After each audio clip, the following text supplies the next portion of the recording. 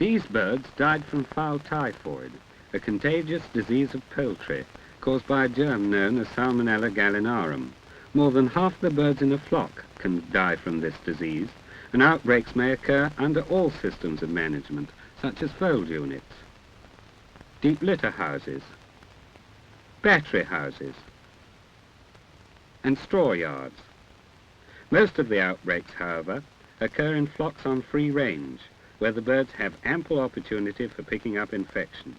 Spread is then helped by overcrowding in the houses, dead birds left lying about, and the fouling of food and water with infected droppings.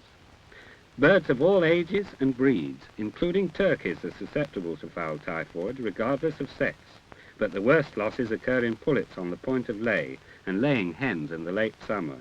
Young chicks can also be severely affected. At the start of an outbreak, a few birds may die without any warning signs. Later, a number of birds stand apart from the remainder of the flock in attitudes of extreme dejection and die after an illness lasting a week or more. The comb and wattles may be pale and anemic or dark purple in colour, and the vent feathers are often stained with droppings, which on closer examination on the ground show streaks of a bright sulphur yellow colour. But fowl typhoid cannot be identified from other diseases on symptoms alone, and one or more carcasses should be sent without delay to the nearest veterinary laboratory to confirm your suspicions. All the remaining carcasses should be burned or buried as soon as they are discovered, since they are a dangerous reservoir of infection. Burial should be deep, at least 4 feet, and away from sites where water seepage may spread infection. At the laboratory, the disease is diagnosed by the post-mortem appearance of the bird and by the recovery of the fowl typhoid germs from the liver or other organs.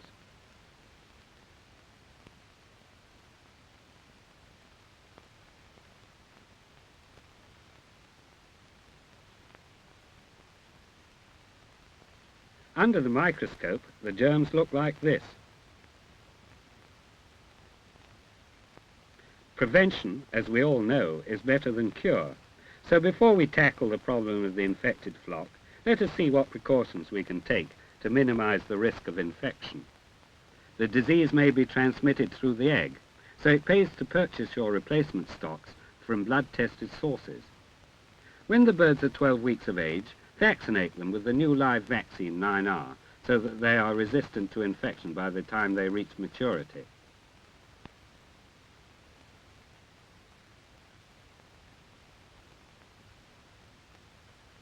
Once vaccination has been completed, prevent the birds from straying, otherwise they may be a danger to unvaccinated, unprotected stock.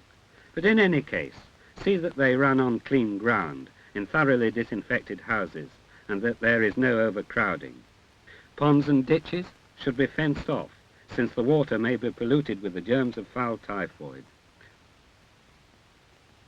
Wild birds and animals may also carry the disease to your farm, so try and feed inside the huts and provide some cover for the water supplies. When an outbreak occurs, birds should be promptly treated with the drug furazolidone. At the same time, strict attention to hygiene is still important. The drug is supplied as a premix and should be thoroughly mixed in the mash.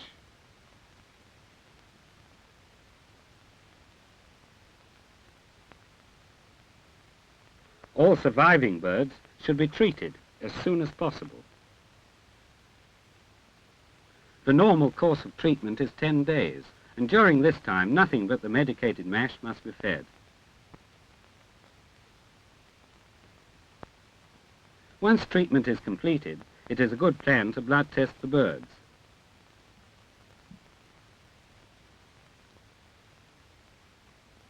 If treatment has been given in the early stages of the outbreak, few birds will react, and those that do should be slaughtered for the table.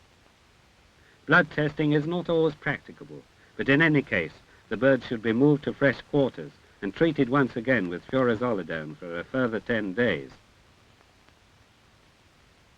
Following treatment, vaccinate the birds with the new vaccine 9R. This will protect the survivors from further infection and should be injected 10 days after treatment.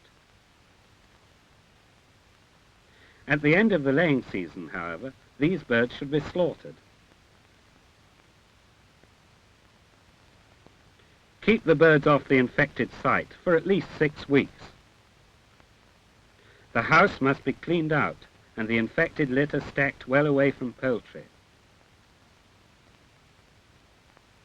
The house is then washed down, first with hot water containing 4% washing soda, and again with an approved disinfectant. In addition, all poultry appliances must be cleansed and thoroughly disinfected. Remember that although fowl typhoid is a deadly killer to poultry, we have weapons to fight this disease. Vaccination will go a long way to prevent the disease. Treatment will control an outbreak, but finally, sound husbandry and attention to hygiene are of the utmost importance.